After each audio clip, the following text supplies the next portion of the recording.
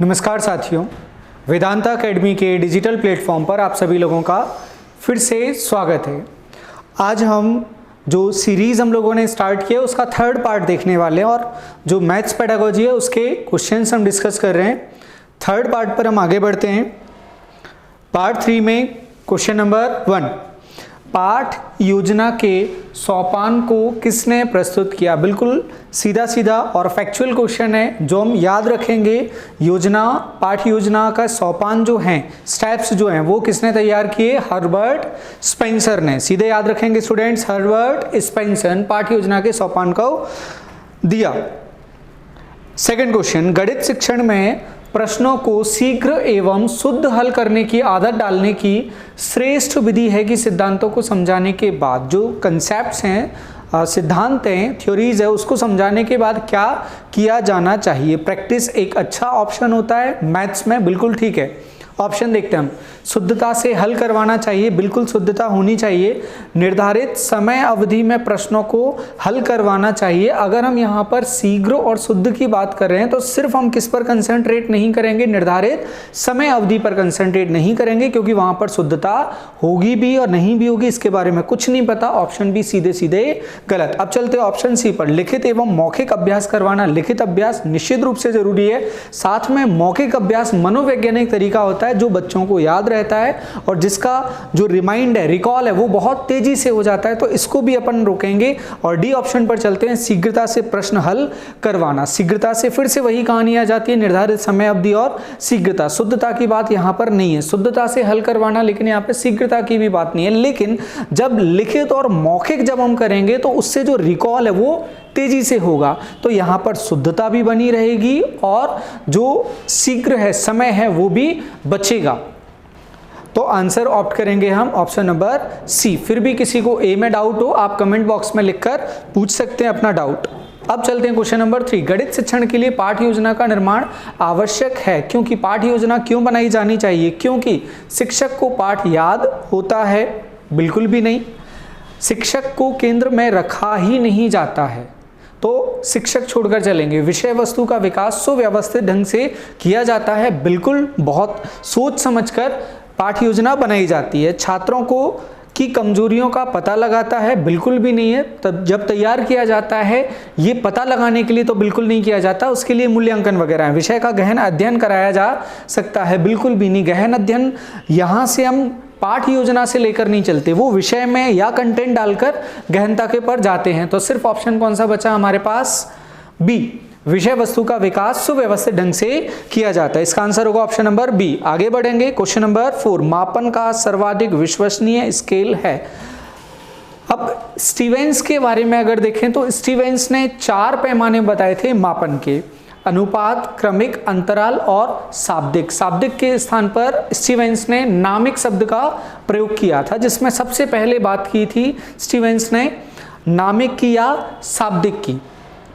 वहां पर जो मापन है वो सीधे सीधे हो जाता है। फिर उसके बाद बात आती है क्रमिक की। क्रमिक का मतलब होगा कि ऑर्डर में कौन से स्थान पर है, किसकी रैंक कौन सी है, ये हो जाता है क्रमिक मापन। फिर उसके बाद आता है जो इफिशियंसी है, जो अच्छे हैं वो ऊपर से एक क्रम एक एक करके नीचे हैं और ऊपर वाली सारी कंडीशंस अगले में फॉलो होती हैं, सभी उसमें समाहित हैं। तो सबसे पहले था शाब्दिक या नामिक, फिर उसके बाद आता है क्रमिक, क्रमिक के बाद आता है अंतराल। अंतराल में स्टूडेंट्स जो गैप है उसके आधार पर लिया जाता है। वहां पर भी रेफरेंस पॉइंट, आप तुलना कहां से कर रहे हो मापन में, 0 पॉइंट निर्धारित नहीं होता है, सिर्फ एक अंतराल लिया जाता है। जैसे आईक्यू के मापन में बता दिया जाता है 50 से 80 में क्या होगा, 80 से 120 में कैसे बच्चे होंगे और 150 तक के बच्चे कैसे होंगे, तो वो एक रेंज में बताना होता है, उसे बोला जाता है अंतराल मापन। और सबसे फाइनली हम पहुंचते हैं अनुपात में। जो अनुपातिक मापन है उसमें 0 से रखकर लिया जाता है, रेफरेंस पॉइंट रखा जाता है कि यहां से कितना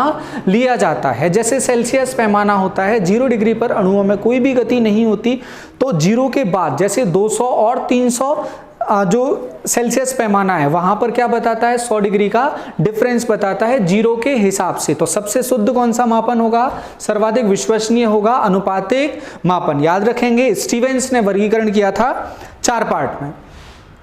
आगे बढ़ेंगे। पांचवा, मंद बुद्धि छात्रों के स्तर में सुधार हेतु उपयोगी परीक्षा कौन परीक्षा ना होकर यहाँ पे परीक्षण होगा, वही है। तो इसमें बिल्कुल लाग लपेट और ऑप्शन पर भी जाने की जरूरत अपन को नहीं है, सिर्फ और सिर्फ एक परीक्षण होता है, निदानात्मक परीक्षण, जो मंद बुद्धि या पिछड़े हुए छात्रों के लिए उपयोग में लाया जाता है। सीधा सीधा प्रश्न है ये। बढ़ते हैं आगे। यदि ज्यामितीय आकृतियों का अवबोधन हो जाता है तो छात्रों के व्यवहार में परिवर्तन होगा। फिर से यहाँ पर ब्लूम के जो उद्देश्य हैं, शिक्षा के उद्देश्य हैं, उसमें ज्ञानात्मक उद्देश्यों में बोध हो जाता है हमें आकृतियों का। अगर आकृतियों का बोध हो गया है तो उसका वर्गीकरण और उसकी जो विशेषताएं वो समझने में हमें आसानी हो जाती है, और बोध स्टेप हमें वही बताया। इसमें अगर अपन देखेंगे वर्गीकरण, आकृतियों के वर्गीकरण करने का स्थिति यहाँ पर हमें आ जाती है बोध होने पर। तीनों ऑप्शंस को आप पढ़ें आराम से, पिछले दोनों वीडियो देखें, आपको क्लियर हो जाएगा ऑप्शन नंबर ए इसका आंसर क्यों होगा ब्लूम के अकॉर्डिंग। आगे बढ़ेंगे। क्वेश्चन नंबर 7, एक ही परीक्षार्थी का प्रायोगिक परीक्षा पुस्तिका को विभिन्न परीक्षकों द्वारा देखा जाता है और उसमें विभिन्न अंक प्रदान करते हैं, तो ऐसी स्थिति में आयोजित परीक्षा में जिस गुण की कमी है वह है।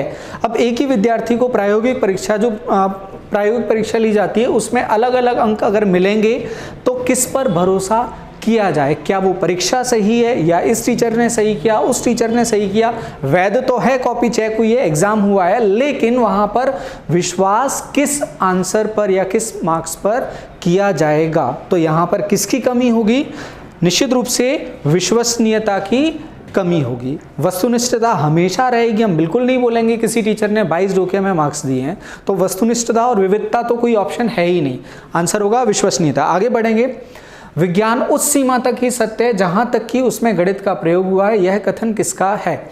अब विज्ञान और गणित को सबसे ज्यादा जो जोड़ने की बात की थी वो कांट ने की थी। आप और स्टेटमेंट्स भी पढ़ोगे तब भी आपको पता चल जाएगा कि कांट ने विज्ञान और गणित के बारे में बहुत सारी चीजें कही हैं। स्टेटमेंट सीधे अपन कांट से याद रखेंगे, विज्ञान और गणित।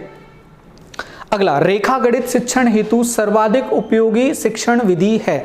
अब रेखा गणित में जब हम क्वेश्चन को देखो, एक क्वेश्चन बोलेंगे उसी में आप समझ जाओगे। एक समकोण त्रिभुज है, उसका लंब आधार का 2 गुना है। पहला सेंटेंस समकोण त्रिभुज, फिर लंब और आधार के बारे में जानकारी दी, अगली जानकारी दूसरी हो सकती है। तो इसमें जानकारी जो मिल रही है वो किस में मिल रही है? पार्ट्स में। हम पार्ट्स में उठाकर जब प्रॉब्लम को सॉल्व करते हैं, एक प्रॉब्लम को पार्ट्स में बांटते हैं, तब हम किस पर पहुंच जाते हैं? विश्लेषण और संश्लेषण पर। आगमन और निगमन में उदाहरण और सूत्र से किया जाता है, यहाँ ना तो उदाहरण होगा ना सूत्र का उपयोग किया जाएगा। प्रयोगशाला में इसको ले जाते नहीं है और प्रोजेक्ट इसके बनाते नहीं है। तो आंसर कौन सा होगा स्टूडेंट्स? विश्लेषणात्मक और संश्लेषण विधि।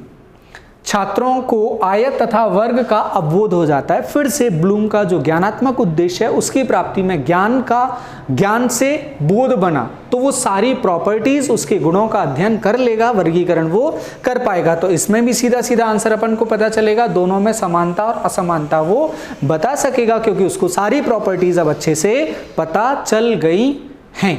तो इसका सीधे आंसर भी। उम्मीद है आप लोगों को ब्लूम का जो उद्देश्य था, शिक्षण उद्देश्य, बहुत अच्छे से उसका इंपॉर्टेंस समझ में आ रहा होगा। अब चलते हैं क्वेश्चन नंबर 11, 11वां प्रश्न है इकाई योजना। फिर से बिल्कुल सीधा प्रश्न है, यूनिटरी मेथड, जिसका क्वेश्चन जरूर पूछा जाता है। यूनिटरी मेथड का मतलब होता है एक पर जब हम हर किसी भी चीज को बताते हैं उसे बोला जाता है यूनिटरी मेथड। उदाहरण के तौर पर 5 किलो सेब अगर 80 रुपए में मिल रहे हैं मार्केट में, तो 1 किलो कितने का मिलेगा? 16 में। तो इसी एक पर पहुंचने को बोला जाता है इकाई योजना, यूनिटरी मेथड। और ये बताया था मॉरिसन ने।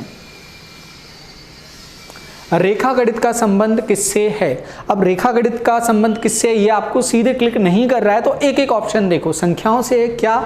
ज्योमेट्री में संख्याओं पर आधारित होता है ज्योमेट्री, एंगल्स वगैरह पर चलता है कंसेप्ट, कहीं लंब डालता है, कहीं आधार कोणार्धक वगैरह इन पर चलता है, तो संख्याओं पर तो बहुत नहीं चलता। अंकों की तो बात ही नहीं हो सकती, अंक 10 होते हैं गणित में 0 to 9, तो उसकी तो कोई बात ही नहीं है, तो ऑप्शन ही नहीं है। प्रतीक और चिन्हों पर, सिर्फ सिंबल्स पर ज्योमेट्री चलती है? बिल्कुल भी नहीं। ये एक्सपेंडेड और प्रसार और विस्तार होता है, जो कंसेप्ट हम पढ़ते हैं उसे विस्तारित करके पूरा रेखा गणित बनता है। तो इसका आंसर बनेगा option number D. Question number 13, गणित शिक्षण की विधि जो छोटी कक्षाओं को पढ़ाने के लिए उपयुक्त नहीं है वह है, और इसमें भी आपको बहुत समस्या नहीं जाएगी। सीधे आंसर क्या दिखेगा, व्याख्यान विधि। व्याख्यान विधि मुख्य रूप से जो हायर एजुकेशन है या बड़ी जो कक्षाएं हैं उनके लिए उपयोग में ली जाती है, जैसे स्टोरी वगैरह पढ़ाना, कहीं पर ऐसा व्याख्यान देना, ऐसी जगह पर पढ़ाना जहां पर बहुत सारे स्टूडेंट्स हों, आप तुरंत फीडबैक वगैरह की जो स्थिति है वैसी ना हो, और कहानी टाइप से अगर पढ़ाना होगा तो वहां पर जाएंगे हम व्याख्यान विधि पर। छोटी कक्षाओं में बिल्कुल भी व्याख्यान विधि का प्रयोग नहीं किया जाएगा, अमनोवैज्ञानिक गैर मनोवैज्ञानिक विधि है ये। अगला क्वेश्चन, लीलावती पुस्तक किसने लिखी? अब फिर से ये सीधा सीधा फैक्चुअल क्वेश्चन है, तो लीलावती किसने लिखी? भास्कराचार्य। और गणित की काफ़ी फेमस बुक है, जो प्राचीन काल में काफ़ी सारी किताबें लिखी गई, उनमें एक मुख्य किताब है लीलावती जो गणित से संबंधित है। क्षेत्रमितीय इकाई का योगात्मक आकलन।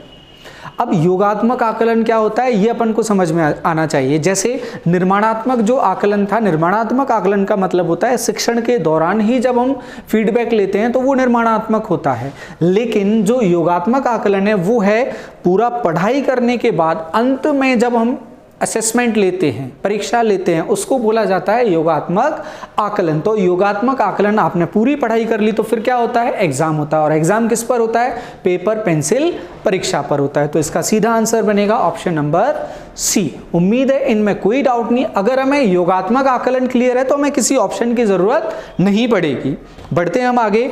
अगला प्रश्न, समस्या समाधान पद्धति। समस्या समाधान पद्धति में क्या होगा, आपको समस्या दी जाएगी और उसे चरणों पे लेकर हम आगे बढ़ते हैं। इसमें ऑप्शन देखेंगे, सबसे पहले डी ऑप्शन पर चलते हैं, नीचे से हम ऊपर की तरफ ऑप्शंस पर चलते हैं। विद्यार्थियों को खुली समाज वाला बनाते हुए उसमें गणितीय प्रवीणता, सृजनात्मकता और खोज परक चिंतन को विकसित करना। जब समस्या दी जाती है बालक को तो समस्या देने पर, समस्या समाधान अपने आप में कैसी विधि है, एक वैज्ञानिक विधि है जिसमें बच्चा खोज करके खुद उसमें इन्वॉल्व होकर समस्या को हल करने का प्रयास करता है। तो इसके जो टर्म्स हैं जैसे प्रवीणता, एफिशिएंसी आना, सृजनात्मकता, क्रिएटिविटी, खोज करना, रिसर्च करना, नई नई चीजें वो किससे सीखता है, खुद से सीखता है। इसमें शिक्षक का बहुत अहम योगदान होता है कि वो बराबर अपना इंस्पेक्शन बनाए रखे। तो ये ऑप्शन अपन को अभी बिल्कुल ठीक लग रहा है। ऐतिहासिक सामाजिक गणित में बिल्कुल भी इन पर नहीं जाएंगे अपन। पुनरावृत्ति स्मरण, बिल्कुल भी स्मरण पर नहीं जा सकते अपन। गणितीय बोध, विचारों और तकनीकों की पदानुक्रमिकता के माध्यम से क्रमिक तथा व्यवस्थित दिशा निर्देश बिल्कुल भी नहीं है, कोई दिशा निर्देश नहीं है, ये एक ज्ञान प्राप्त करने की विधि है। तो ऑप्शन नंबर डी सही आंसर होगा अपना। नेक्स्ट क्वेश्चन, हासिल या हाथ से लगा संप्रत्यय में गणित में सर्वप्रथम देने वाले कौन थे? अब हासिल का जो कंसेप्ट है, हासिल का कंसेप्ट इंग्लिश में कैरी का जो कंसेप्ट है वो इंडिया में या दुनिया में श्रीधर ने इंट्रोड्यूस किया था, और फैक्ट के तौर पर हम इसे सीधे याद रखेंगे। अगला, 10 गीतिका नामक जो ग्रंथ है उसकी रचना किसने की? तो 10 गीतिका नामक ग्रंथ की रचना आर्यभट्ट ने की, ये भी हम सीधे याद रखेंगे, आर्यभट्ट, 10 गीतिका। 19वां प्रश्न, गणित की कक्षा में संप्रेषण का उल्लेख किस संख्या का विकास करने के लिए किया जाता है? अब संप्रेषण अगर किया जा रहा है तो वहां पर कहीं ना कहीं एक्सप्लेनेशन वगैरह की बात आ जाती है। एक एक करके ऑप्शन देखते हैं। दंड आरेख को देखकर आंकड़ों का अर्थ लगाना, संप्रेषण और आंकड़ों का अर्थ लगाना ये थोड़ा सा अलग होगा, सिर्फ दंड आरेख पर हम इसे सीमित नहीं रखेंगे। कक्षा में पूछे गए प्रश्नों का तुरंत उत्तर देना बिल्कुल भी नहीं।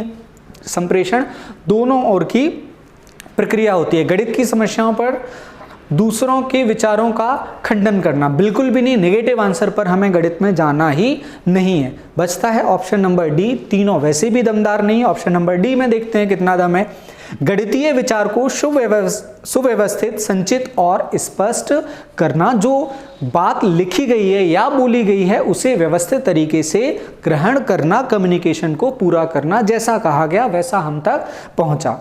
गणितीय विचार को सुव्यवस्थित, संचित और स्पष्ट करना, ये होगा गणित में कक्षा में संप्रेषण का मीनिंग।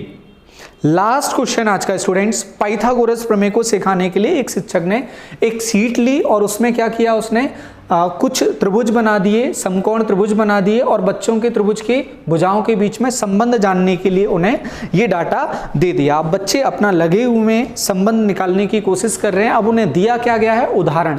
और वो जब संबंध निकालेंगे वो क्या होगा? ये विशेष दिया, और जो संबंध आएगा वो आएगा सामान्य। वो किसके लिए होगा? हर एक समकोण त्रिभुज के लिए होगा। तो सामान्य विशिष्ट से हम कहाँ जा रहे हैं? सामान्य की तरफ। और वैज्ञानिक विधि है, उदाहरण से हम जा रहे हैं, तो ये कौन सी विधि होगी? आगमन विधि होगी। ये उदाहरण से सूत्र की ओर आगमन विधि होगी। ये सारी विधियां हम आगे वीडियोस में भी देखेंगे, एक एक करके सारे वीडियोस आपको मिलेंगे। ये तो थे यहाँ आज तक के 20 क्वेश्चन।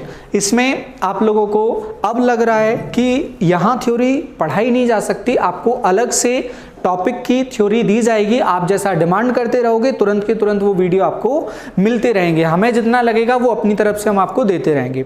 आज के लिए बहुत बहुत धन्यवाद। Thank you students.